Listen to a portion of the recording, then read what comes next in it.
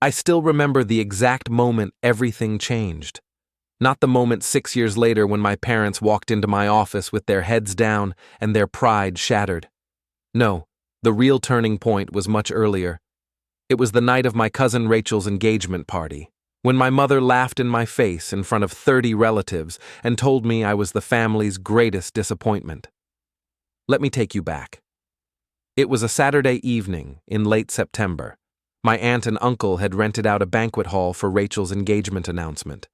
The place was decorated with those elegant uplights that make everything look expensive, round tables with white tablecloths, and a small stage where Rachel and her fiancé would eventually stand and accept congratulations from everyone who mattered in our extended family.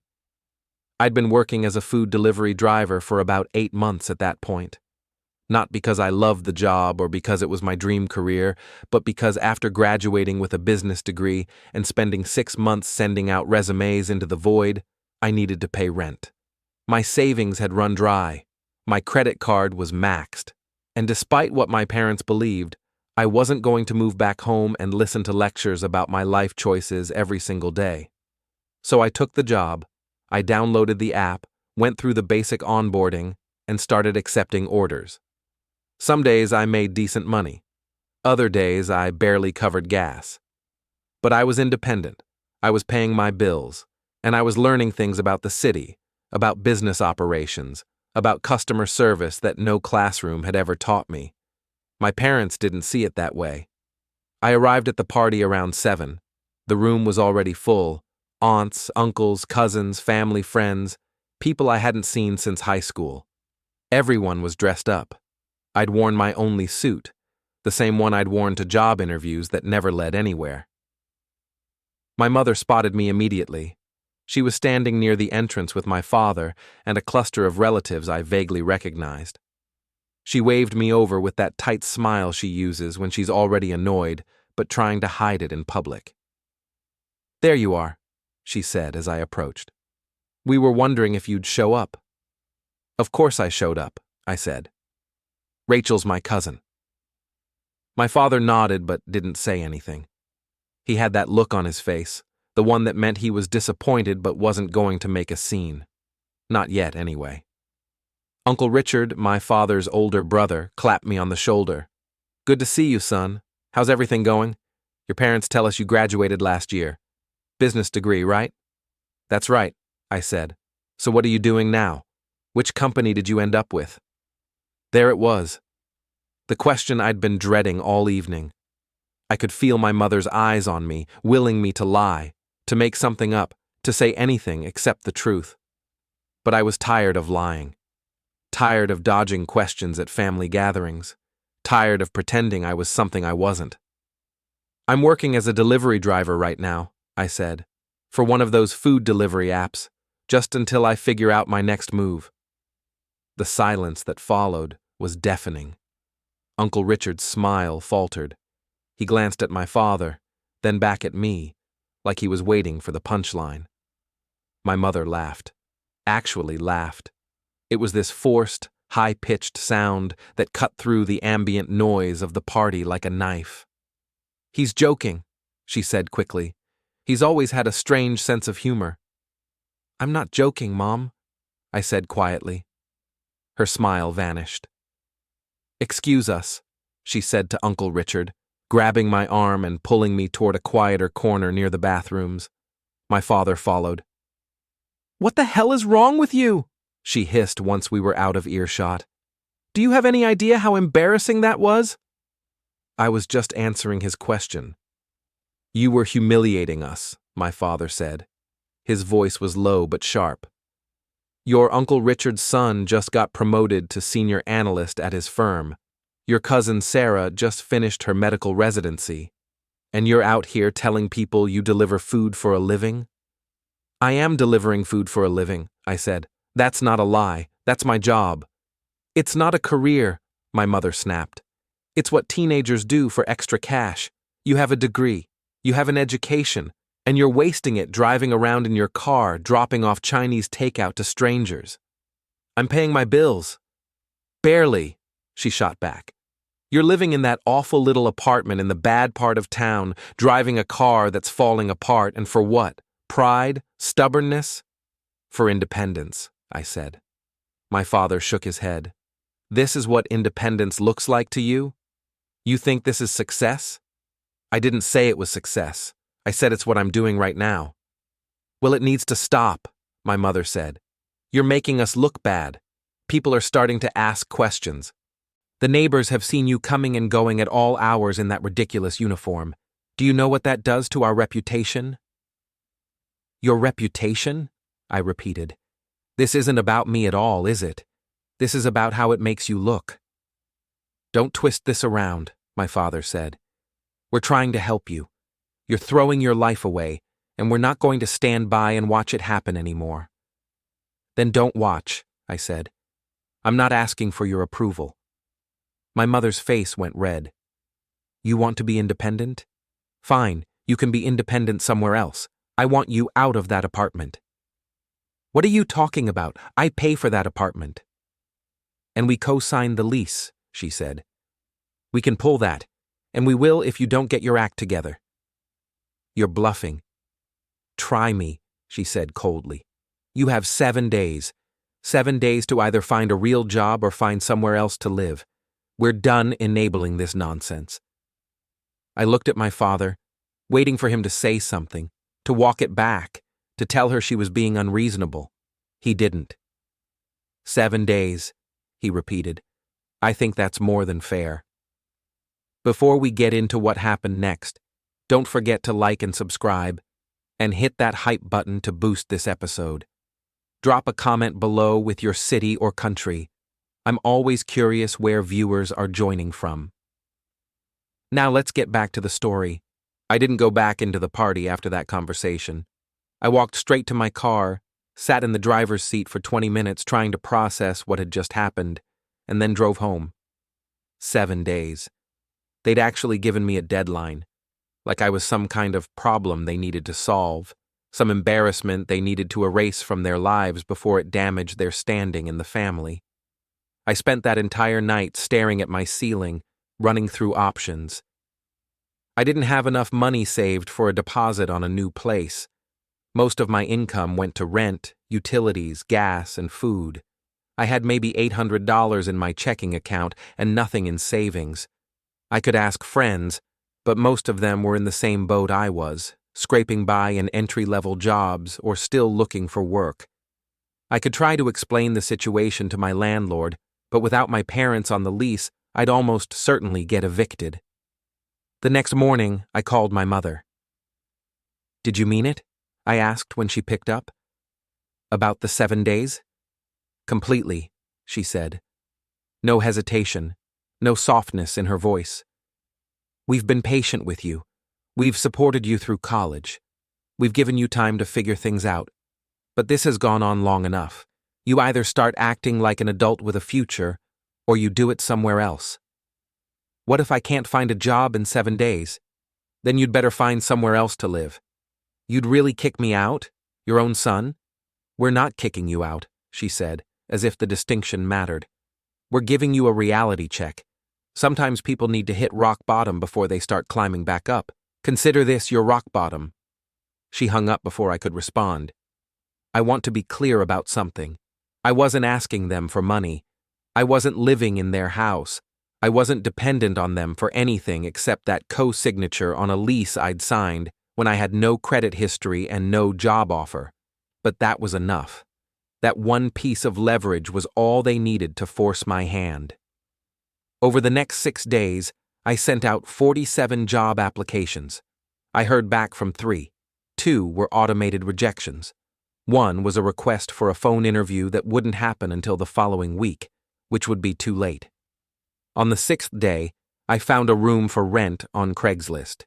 It was in a house shared by 4 other people, all of them older than me, all of them working jobs they hated to afford rent, in a city that kept getting more expensive.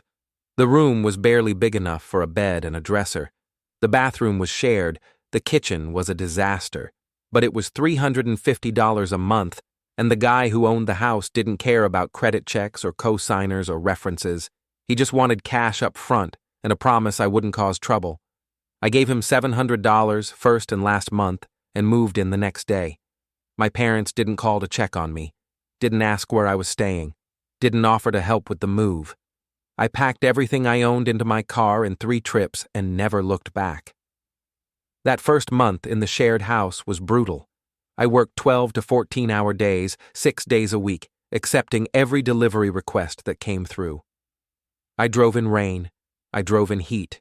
I delivered to apartment buildings with broken elevators and houses in neighborhoods where I kept my doors locked and my eyes forward. Some days I made $150. Other days I made $60.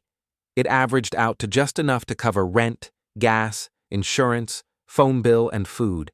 There was nothing left over. No buffer, no savings, no safety net. I lost weight because I was eating 1 real meal a day and filling the gaps with whatever was cheap.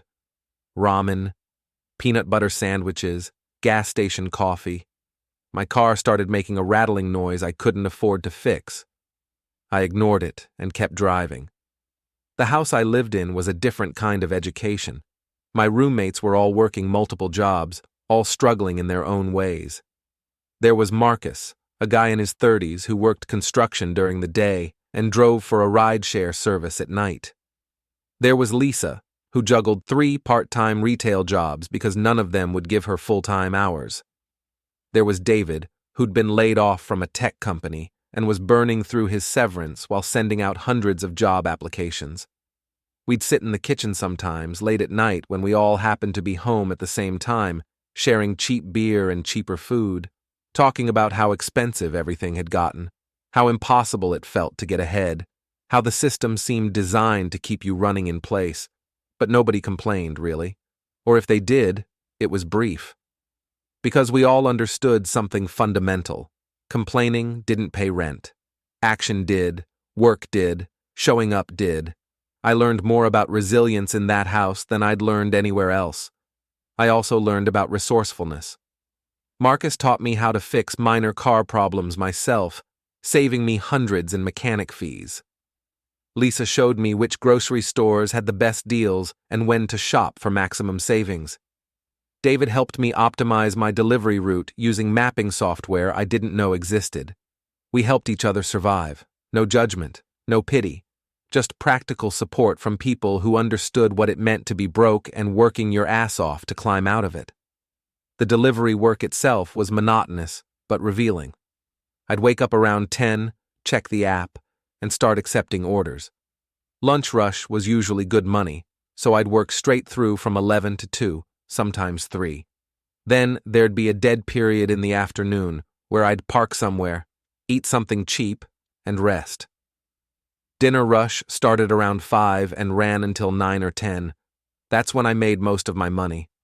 Weekend nights were best. People ordering food while they watched movies, had parties, or were too tired to cook. I delivered to million-dollar homes where people tipped $2 on a $100 order. I delivered to tiny apartments where people tipped $10 on a $20 order because they understood what it meant to work for tips. I delivered to families, to couples, to single people eating alone. I delivered to people celebrating birthdays and people drowning their sorrows. I saw a cross-section of the city I'd never seen before, the private lives people lived behind closed doors, the reality of how people actually existed when nobody was watching. And I paid attention to the business side. Which restaurants were organized and which weren't. Which ones pre-packed orders and had them ready on time. Which ones made drivers wait while they finished cooking, costing us time and money. I noticed which restaurants had their own delivery systems and which ones relied entirely on platforms like the one I worked for. I noticed which ones were busy and which ones were struggling. I noticed inefficiencies everywhere. One restaurant would send drivers to the same neighborhood 3 separate times in an evening because their orders weren't coordinated. Another would run out of popular items by dinner time because they couldn't predict demand. A third would have customers complaining about cold food because their packaging wasn't designed for transport. I started keeping notes, not with any particular plan, just observations, problems I saw, solutions that seemed obvious. opportunities that nobody was taking advantage of. But here's the thing, nobody tells you about rock bottom. It gives you clarity. When you don't have anything to lose, you stop being afraid of losing it. When you're working 14-hour days just to make rent, you stop worrying about what other people think of your choices. When you've been rejected and abandoned by the people who were supposed to support you unconditionally, you stop seeking external validation and start finding it internally. I became harder, not bitter, but resilient, not angry, but determined, not hopeless, but realistic about what it would take to build something better. Restaurants that needed better logistics, but couldn't afford the big delivery platforms' fees. Small businesses that wanted same-day delivery options but had no system in place. Customers who were frustrated with late deliveries and wrong orders. I wasn't thinking about starting a business. Not yet. I was just trying to survive. But I was learning. Every single day, I was learning. And I stopped telling my parents anything about my life. They didn't call. I didn't call them. The silence stretched from days into weeks, into months. I saw my sister Emily occasionally. She'd meet me for coffee, always asking how I was doing, always careful not to mention our parents unless I brought them up first. She told me they asked about me sometimes, but I didn't ask what they said or what she told them. It didn't matter anymore. I assumed they thought I'd failed, that I'd proven them right, that I was exactly the disappointment they'd always feared I'd become. I didn't care anymore, or maybe I cared too much and had learned to bury it. Either way, the result was the same. I stopped living for their approval and started living for my own survival, my own progress, my own future. That shift changed everything. About 10 months into the delivery job, I picked up an order from a small Italian restaurant on the east side of town. Family-owned place, been there for 20 years, the kind of spot that still had checkered tablecloths and pictures of Sicily on the walls. The owner, an older guy named Sal, was in the kitchen when I arrived. He looked stressed. The order wasn't ready. I could hear him arguing with someone in the back about timing and efficiency. "Sorry, kid," he said when he finally brought the order out. "We're a mess today. Lost our driver. Guy quit yesterday, no notice, and now we're trying to juggle walk-ins and delivery orders with no system." "You have your own delivery operation?" I asked. "Had," he said. "Can't afford to keep doing it. Between paying drivers, managing orders, and dealing with no-shows, it's not worth the headache. But customers keep asking for it, so we're stuck." I thought about that conversation for the entire drive to drop off the order. When I got back to my room that night, I pulled out a notebook and started writing. What if there was a middle ground? Something between the expensive big platforms and the unreliable in-house operations? What if small restaurants could pool resources for delivery logistics without losing control or paying insane fees? It was just an idea, a rough concept. But it wouldn't leave me alone. Over the next few weeks, I started talking to other restaurant owners during pickups, not pitching anything, just asking questions. What were their pain points? What did they need? What would actually help them? The answers were consistent: reliability, affordability, flexibility. I spent 3 months building a basic proposal. I wasn't a tech guy, so I wasn't going to build an app or a fancy platform. But I understood operations, I understood logistics, and I understood how to treat people with respect and deliver on promises. I went back to Sal's restaurant on a Tuesday afternoon, during the slow period between lunch and dinner. "Remember me?" I asked. He looked up from the register. "Delivery guy, right?" "Right. You mentioned you were struggling with your delivery system. I think I have a solution." He raised an eyebrow. "I'm listening." I laid it out. A simple local delivery network. A small team of reliable drivers. Flat monthly fee for restaurants, no percentage of sales. Professional service, consistent communication, and accountability. "Why would you do this?" Sal asked. "You already have a job." "Because I'm tired of working for someone else," I said, "and because I think this could actually work." He didn't commit that day, But he didn't say no either. 2 weeks later, he called me. "Let's try it," he said. "1 month. If it works, we keep going. If it doesn't, no hard feelings." That was the beginning. I named it Quick Route, not because it was clever, but because it was accurate, fast, reliable, local. I couldn't afford to quit my delivery job, so I did both. I worked for the app during the day and ran Quick Route deliveries in the evenings and on weekends. I recruited 2 other drivers I'd met through the app, people I knew were dependable and professional. I paid them hourly, not per delivery, so they'd have stable income and no incentive to rush or cut corners. Sal was my first client. Within a month, I had 3 more restaurants signed on. Within 3 months, I had 8. The early days were chaotic. I was learning everything on the fly: how to write contracts, how to price services, how to handle disputes, how to manage schedules, how to deal with insurance requirements, how to market without any budget. I made mistakes constantly. I undercharged some clients and had to renegotiate. I overpromised on delivery times and had to scramble to meet them. I hired a driver who turned out to be unreliable and had to let him go after 2 weeks. I miscalculated my gas expenses and nearly ran out of money in month 2. But I learned from every mistake. I adjusted. I adapted. I improved. I created simple systems: a shared calendar for scheduling, a basic spreadsheet for tracking deliveries and payments, a phone tree for communicating with drivers, a feedback form for clients. Nothing sophisticated, but functional. I reinvested every dollar. New equipment, better insurance, basic marketing materials, a simple website that looked semi-professional. The website was interesting. I taught myself basic web design using free tutorials on YouTube. It took me 3 weeks of late nights to build something that didn't look completely amateur.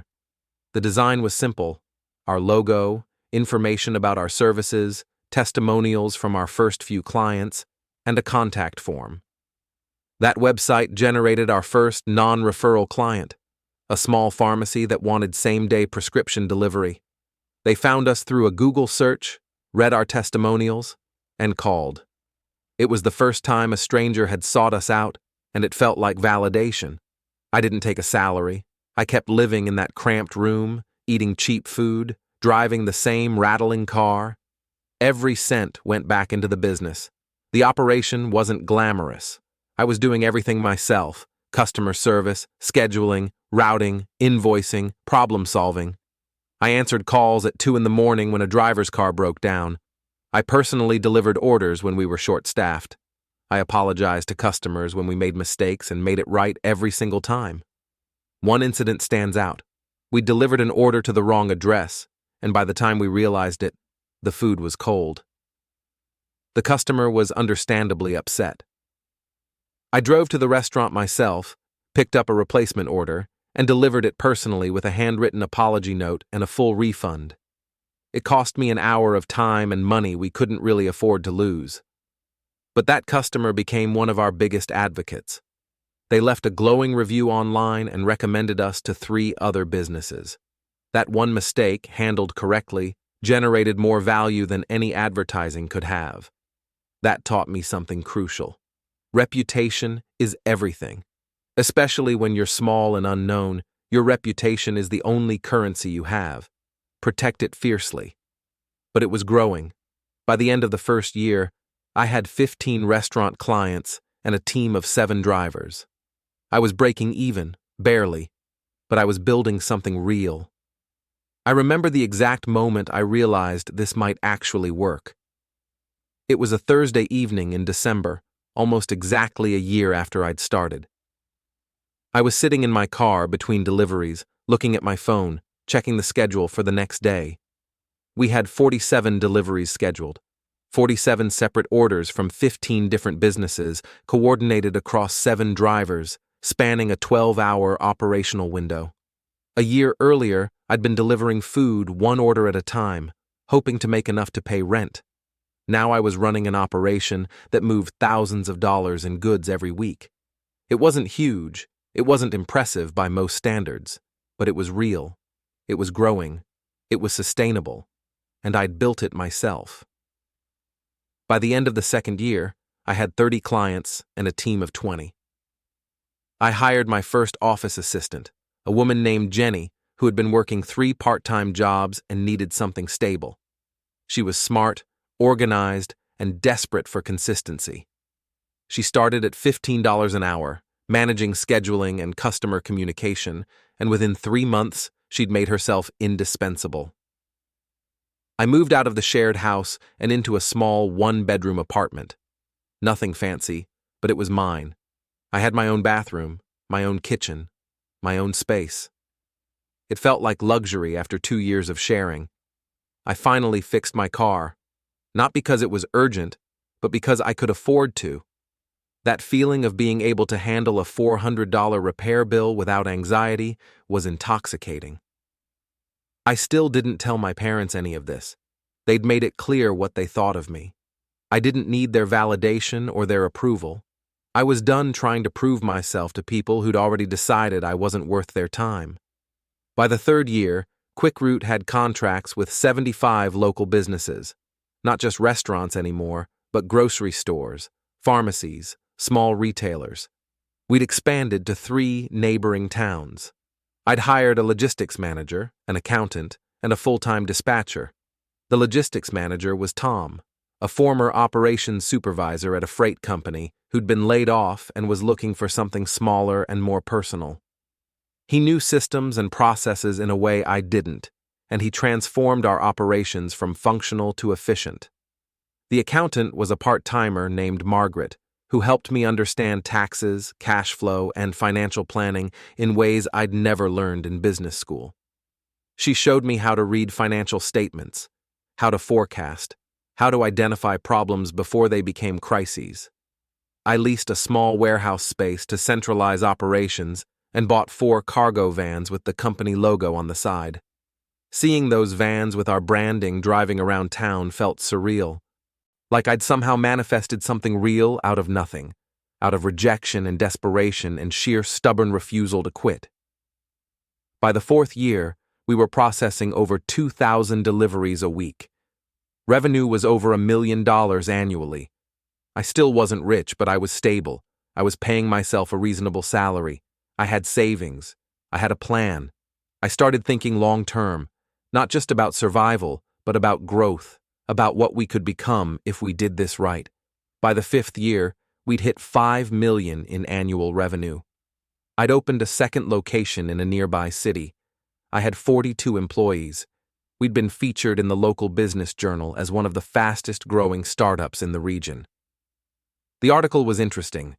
They called me an entrepreneur, a business owner, a success story. They talked about my innovative approach to local logistics and my commitment to quality service. They had no idea I'd started this business because I'd been kicked out by my parents and had nowhere else to go. And by the 6th year, we were approaching $8 million in revenue, had operations in 4 cities, and employed over 70 people.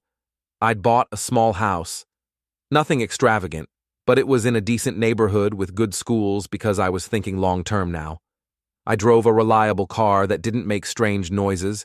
I had health insurance. I had a retirement account. I'd built something, and my parents had no idea. During those 6 years, I saw my extended family exactly twice.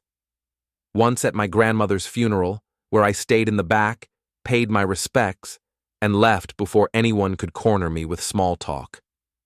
And once at a cousin's wedding, where I made an appearance, congratulated the happy couple, and slipped out during the reception. Both times, my parents were there. Both times, we didn't speak. I'd catch them looking at me from across the room, expressions unreadable. I don't know what they thought about my absence from their lives. I don't know if they regretted what they'd said, what they'd done. I didn't ask. As far as they knew, I'd disappeared into obscurity, proven them right, become exactly the failure they'd predicted. I was fine with that narrative. The truth was, I'd stopped needing them a long time ago. I'd stopped needing their approval, their validation, their belief in me. I'd learned to build something on my own terms, brick by brick, delivery by delivery. I had employees who depended on me. I had clients who trusted me. I had a reputation in the business community as someone who delivered on promises and treated people with respect. That was enough. What nobody saw during those 6 years were the countless moments I almost gave up. There was the time in year 2 when we lost our 3 biggest clients in the same month. One got acquired and moved their distribution in-house. One went bankrupt. One switched to a competitor who'd undercut our prices by 40%. I'd laid awake for 3 nights straight, running numbers, trying to figure out if we could survive. We had employees depending on us for their paychecks. We had expenses we couldn't avoid. And suddenly we'd lost nearly a third of our revenue. I could have panicked, could have started cutting staff, cutting services, cutting corners. Instead, I called an all-hands meeting. I told everyone exactly what had happened. I told them we had 2 choices: shrink carefully and survive, or push harder and grow. I asked which they preferred. Every single person in that room chose to push harder. We spent the next month working 16-hour days. We called every business contact we had. We offered trial periods at reduced rates. We demonstrated our value over and over again. We hustled like our lives depended on it because, in many ways, they did. By the end of that month, we'd replaced the lost clients with 5 new ones. And we'd learned something crucial. Diversification wasn't optional. We couldn't afford to depend too heavily on any single client or sector. Then there was the embezzlement incident in year 4. I'd hired a bookkeeper who came highly recommended. For 8 months, she was great. Organized, efficient, trustworthy. Except she wasn't trustworthy. She'd been skimming money systematically, covering it up through careful manipulation of our records. We didn't catch it until our accountant Margaret noticed discrepancies during a quarterly review. The total was just over $37,000. Not enough to destroy us, but enough to hurt. A lot. I could have handled it quietly, could have just fired her and moved on. But I reported it to the police. I pressed charges. I made it public within our industry networks. Not because I wanted revenge, but because I wanted other small business owners to know, to be careful, to check their systems, to not trust blindly the way I had. The bookkeeper eventually pleaded guilty and was ordered to pay restitution. I never saw most of that money back, but that wasn't the point. The point was standing up for what was right, even when it was uncomfortable. That incident also taught me the value of systems and checks. I overhauled our entire financial management process. I implemented multiple layers of oversight. I made it virtually impossible for one person to have that kind of unsupervised access again. It was expensive and time-consuming, but it was necessary. And there were the personal costs. The relationships I didn't have time to build. The hobbies I abandoned. The social life that evaporated because I was always working. I'd go weeks without seeing friends. I'd decline invitations because I had a delivery crisis or a client meeting or a system failure that needed fixing. I'd cancel plans at the last minute because something came up that only I could handle. Eventually, people stopped inviting me. Not out of malice, just out of acceptance that I was always going to prioritize work. I told myself it was temporary. That once the business was stable, once we'd grown past a certain point, I'd have time for other things. But the truth was, there was always another challenge, another problem, another opportunity that demanded my attention. The business consumed me. Not in a destructive way, but in a totalizing one. It became my identity, my purpose, my measure of success. I didn't date. I didn't travel. I didn't pursue interests outside of work. I just built. Every day, brick by brick, I built something bigger and more sustainable than what I'd had the day before. And most days, that felt like enough. But some days, late at night when I was alone in my small apartment with nothing but my thoughts and my exhaustion, I'd wonder what I was sacrificing. What kind of life I was building. Whether success measured purely in revenue and employees was actually success at all. Those were the hardest moments. Not the business challenges, but the personal ones. The quiet realization that I was becoming someone I didn't entirely recognize. Someone harder, more focused, more isolated than the person I'd been 6 years earlier. I told myself it was the cost of independence, the price of proving everyone wrong. But sometimes I wondered if the cost was too high. I found out about my parents' situation through my younger sister, Emily. She'd stayed in contact with me over the years, mostly through text messages and occasional phone calls. She was the only family member who'd never judged me, never questioned my choices, never made me feel like I owed anyone an explanation for my life. She called me on a Tuesday evening in late October. "We need to talk," she said. Her voice was tight, stressed. "What's wrong?" "It's Mom and Dad. They're in trouble." I felt a flicker of old instinct, the automatic concern that kicks in when you hear your parents are struggling, even when your relationship with them is complicated. "What kind of trouble?" "Financial," she said. "Dad got laid off 6 months ago. They've been burning through savings trying to keep up appearances, but it's run out. Mom's job doesn't cover the mortgage. They're behind on bills. They might lose the house." I processed this slowly. 6 months ago? Yeah. And they're just now dealing with it? "You know how they are," Emily said. "They kept thinking Dad would find something else, kept believing it was temporary, kept pretending everything was fine." "Why are you telling me this?" "Because they need help," she said, "and they're too proud to ask anyone. But I'm watching them fall apart, and I don't know what else to do." "What do you want me to do about it?" There was a long pause. "I don't know. Maybe nothing. Maybe I just needed to tell someone who'd understand how complicated this is." "They made their choice 6 years ago," I said quietly. "They decided I wasn't worth their time or support. I've respected that decision." "I know," Emily said. "I'm not asking you to forgive them or forget what happened. I just thought you should know." After we hung up, I sat with that information for a long time. Part of me felt vindicated. They'd been so certain I'd fail, so convinced that I was throwing my life away, and now they were the ones struggling while I was thriving.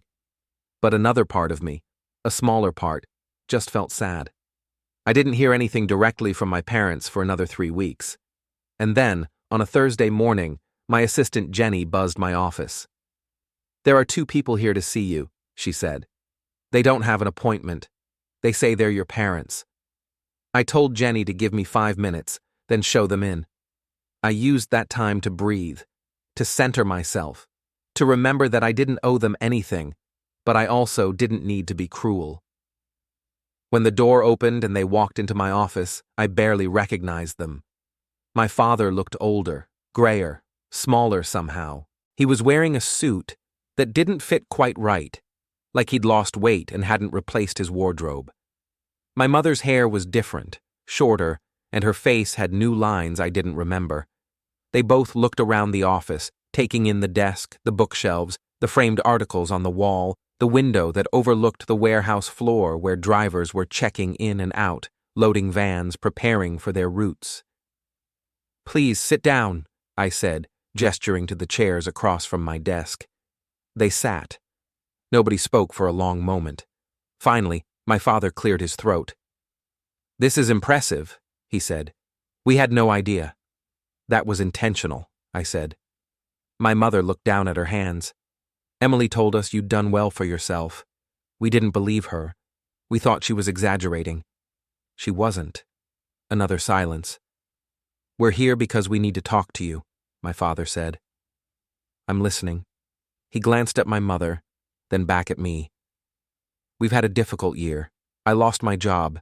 We've been trying to manage, but it's gotten worse. We've maxed out credit cards. We're behind on the mortgage. We've sold what we could, but it's not enough." I didn't respond, just waited. "We've been putting out applications everywhere," he continued. "But at our age, with the job market the way it is, it's been nearly impossible. Companies don't want to hire someone in their late 50s when they can get someone younger for less money." "I'm aware of how that works," I said. My mother looked up at me, and I saw something in her eyes I'd never seen before. Desperation. Actual, genuine desperation. "We know we don't have the right to ask you for anything," she said. "We know that. But we're running out of options, and Emily thought maybe you could help." "Help how?" My father spoke carefully. "We were wondering if you might have any positions available here, at your company. We're both willing to work. We're not asking for special treatment or high salaries. We just need something stable." And there it was. The question I'd been waiting for without realizing I'd been waiting for it. My parents, who'd laughed at me for being a delivery driver, who'd kicked me out for embarrassing them, who'd given me 7 days to get my life together or get out of their sight, were sitting in my office asking for a job. The irony was almost too perfect. I leaned back in my chair and looked at them, really looked at them. These people who'd raised me, supported me through college, then abandoned me the moment I didn't live up to their expectations. "Do you remember the last conversation we had before I moved out?" I asked. My mother's face tightened. "We were upset. We said things we shouldn't have. You told me I was an embarrassment. You said I was wasting my life. You gave me 7 days to either find a real job or move out. We were trying to motivate you," my father said weakly. "You were trying to control me," I corrected. "And when I wouldn't let you, you cut me off." "We thought we were doing the right thing," my mother said. "We thought you needed tough love." "Tough love," I repeated. "Is that what we're calling it?" My father shifted in his seat. "We made mistakes. We can admit that now. But we're still your parents. Doesn't that count for something?" I thought about that question. Really thought about it. Did it count for something? Yes. Of course it did. You don't erase 18 years of history because of one bad year. But did it mean I owed them a job? Did it mean I had to rescue them from the consequences of their own choices and their own pride? No. "I have a policy at this company," I said finally. "Everyone who works here goes through the same hiring process. Application, interview, background check, references, no exceptions. Not for friends, not for family, nobody." My mother's face fell. "You're saying no." "I'm saying that if you want to work here, you'll need to apply like everyone else. Submit your resumes through the website. If your qualifications match what we're looking for, you'll be contacted for an interview. If you do well in the interview, we'll consider making you an offer." "That could take weeks," my father said. "We don't have weeks." "Then I suggest you also apply to other places," I said. "Cast a wide net. Increase your chances." My mother stood up abruptly. "I can't believe this. After everything we did for you, you're going to just turn your back on us?" "Everything you did for me," I repeated slowly. "You mean raising me? Putting me through college? Those were your choices. I'm grateful for them. But they don't obligate me to bail you out when you're struggling. We're your parents. And you made it very clear 6 years ago that being your son came with conditions. When I didn't meet those conditions, you walked away. I've simply learned to live with that arrangement." My father stood as well. He looked older now, more defeated. "So this is revenge? Is that it?" "No," I said honestly. "Revenge would be cruel. Revenge would be telling you to figure it out on your own and showing you the door. I'm not doing that. I'm giving you the same chance I give everyone else who wants to work here. That's fairness, not revenge." "It feels like revenge," my mother said quietly. "Then maybe that says more about your expectations than my actions," I said. They stood there for another moment, both of them looking at me like I was a stranger, like they couldn't quite reconcile the person in front of them with the son they'd kicked out 6 years ago. Finally, my father nodded once. "We'll submit the applications." "Good," I said.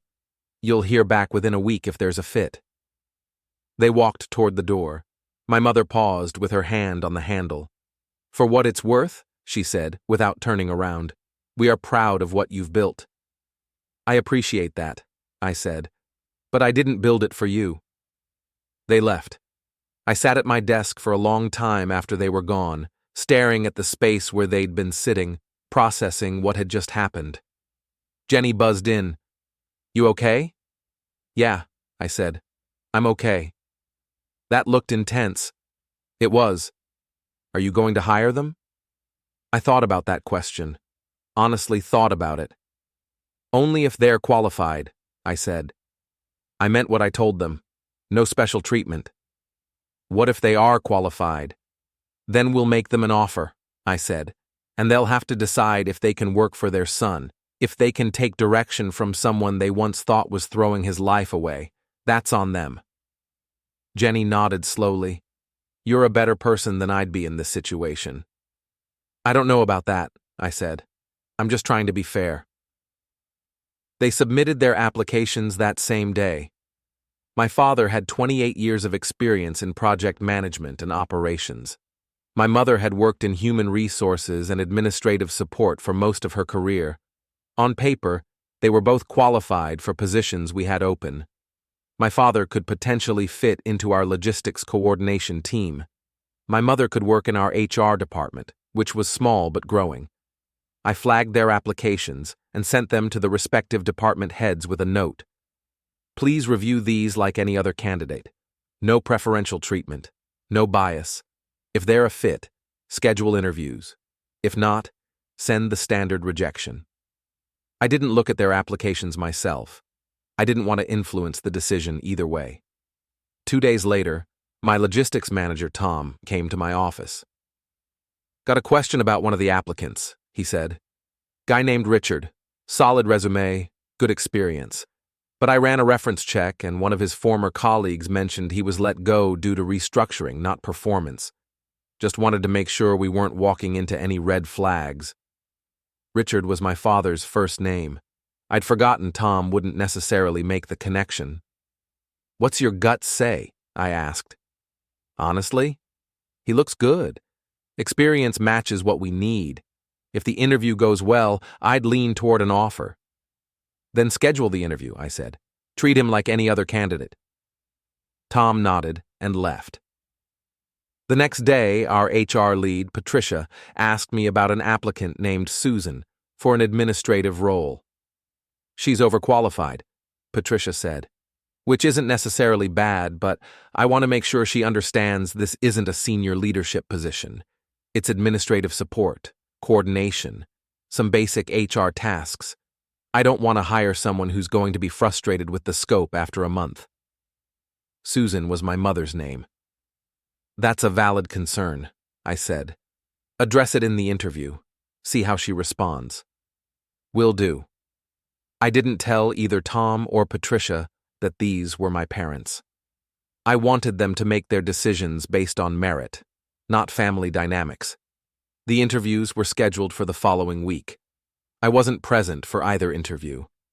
I deliberately scheduled myself out of the office that day, working from a coffee shop across town, reviewing contracts and financials. Jenny called me around noon. "Your dad just finished his interview with Tom," she said. "Thought you'd want to know. How did it seem to go?" "Tom seemed positive. Your dad looked nervous but professional." "Thanks for the update." 2 hours later, she called again. "Your mom just wrapped up with Patricia. Also seemed to go okay.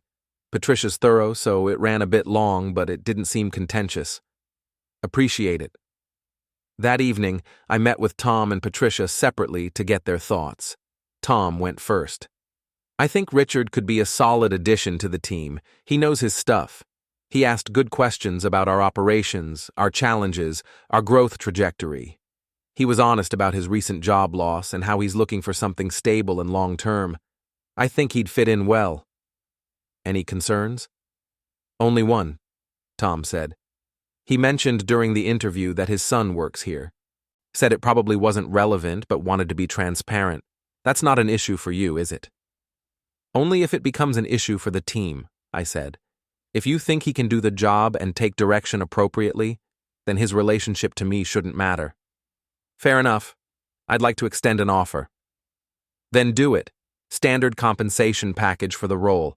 No adjustments up or down based on personal connection." Tom nodded and left. Patricia came in next. She looked more conflicted. Susan is qualified, she said.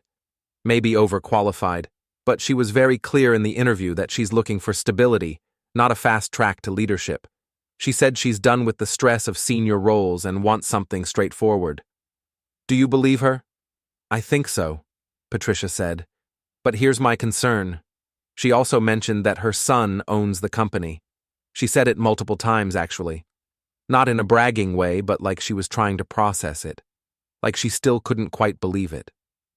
How did you respond? I told her that family connections don't matter here, that if she's hired, she'll be expected to perform just like anyone else, that there's no nepotism, no special privileges. She said she understood. And you think she actually does understand? Patricia hesitated. I think she wants to understand. Whether she'll be able to work here without that dynamic becoming complicated, I honestly don't know. But on paper, she's a good fit for what we need. If you have reservations, don't make the offer, I said. I mean that. This is your department, your team. If you think bringing her in creates more problems than it solves, then we move on to the next candidate. Patricia thought for a long moment. I think I want to give her a chance. But I want to be clear with her about expectations. And I want your permission to manage her like any other employee. No coming to you if there are performance issues. No special treatment. You have it, I said. Completely. Then I'll extend an offer. Both of my parents received offer letters 3 days later. Standard compensation, standard benefits, 30-day probationary period, clear expectations and performance metrics. They both accepted within 24 hours. My father started the following Monday in the logistics department. My mother started 2 days later in HR. I didn't see either of them on their first days. I was traveling for business, meeting with a potential client in another city, closing a contract that would add another $800,000 in annual revenue. When I got back to the office Thursday afternoon, Jenny handed me a note. Your dad stopped by yesterday, she said. Left this for you. I unfolded the paper. It was handwritten, short.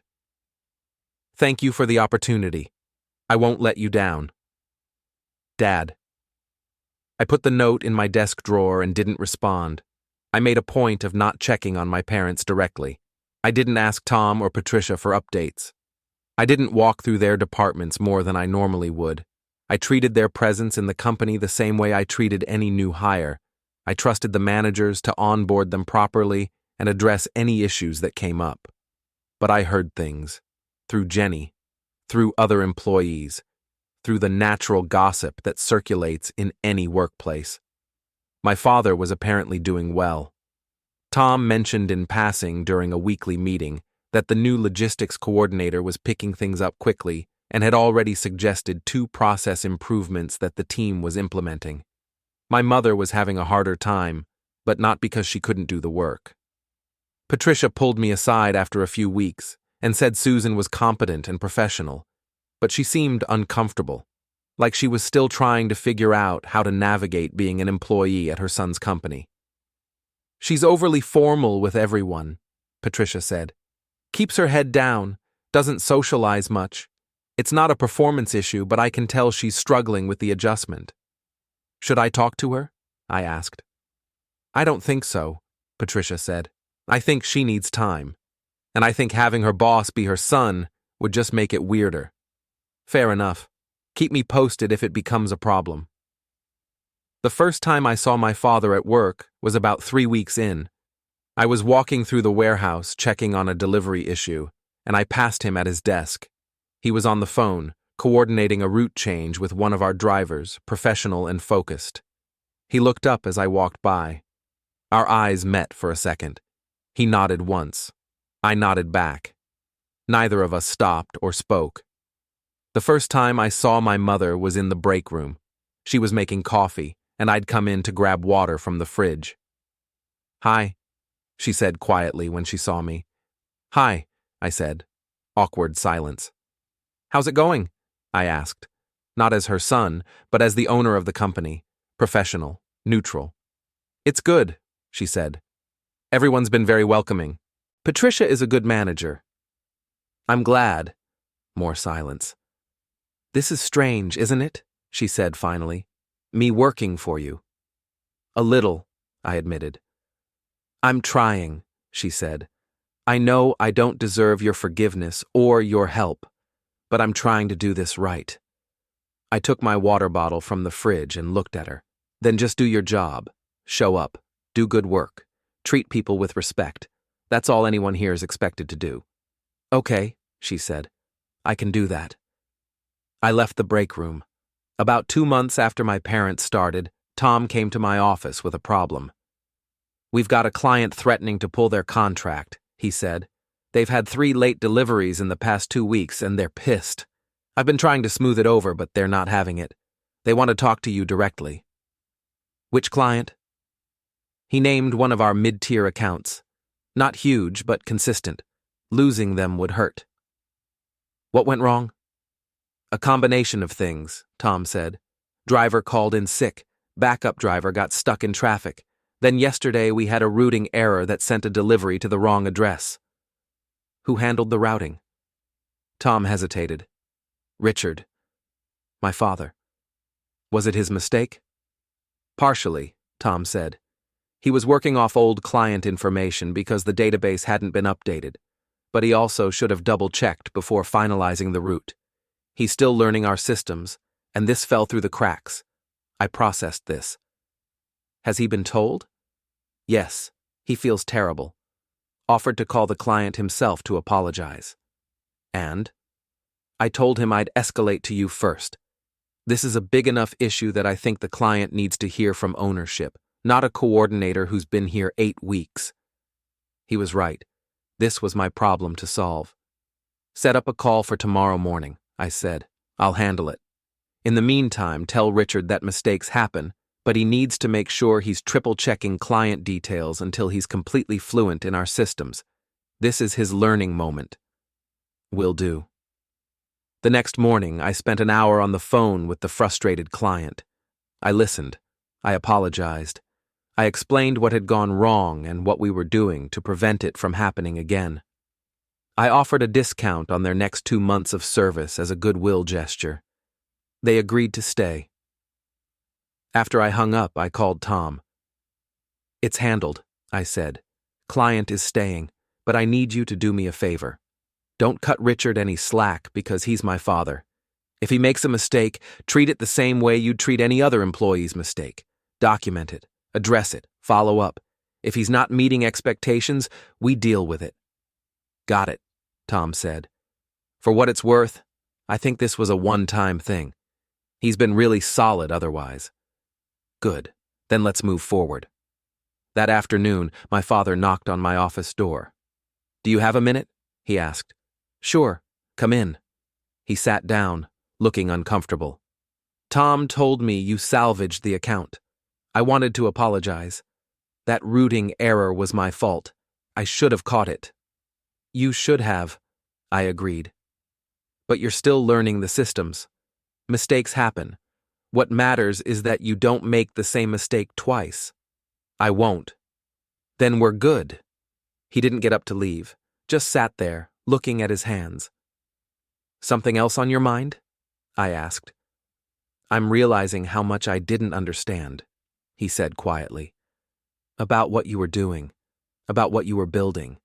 I thought delivering food was just, I don't know, a dead end, something anyone could do.